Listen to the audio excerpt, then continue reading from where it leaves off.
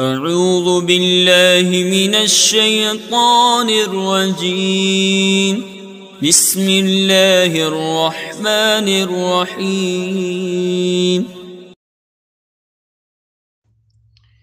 مثلو، نحو اور نظیرو میں کیا فرق ہے، اور نحون کتنے معنی میں استعمال ہوتا ہے؟ آئیے جانتے ہیں آج کی اس ویڈیو میں کہ کہاں مثلو کا لفظ، کہاں نظیرو کا لفظ اور کہاں نحون کا لفظ استعمال کیا جائے گا۔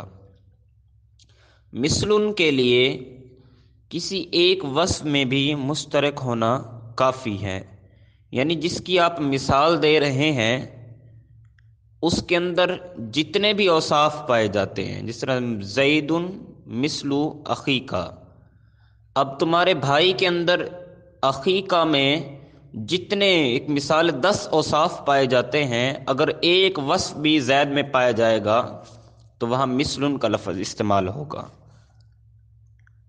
نظیر میں تمام اوصاف میں مشترک ہونا لازمی ہے، جس طرح کسی نے کہا کہ ھذا نظیر فلان، یہ بندہ یہ فلاں کی نظیر ہے، یعنی فلاں کے اندر جتنے بھی اوصاف پائے جاتے ہیں وہی اوصاف اس بندے کے اندر بھی پائے جاتے ہیں۔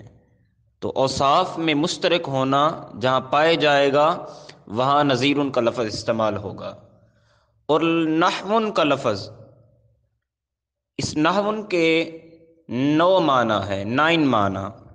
پہلا معنی مقصد، دوسرا معنی مثل کے معنی میں بھی یہ استعمال ہوتا ہے، تیسرا صرف، چوتھا جانب، پانچواں نوع بیان کرنے کے لیے، چھٹا مقدار بیان کرنے کے لیے، ساتواں قبیلہ بیان کرنے کے لیے، آٹھواں صیانت اور نواں اعراض کرنے کے لیے۔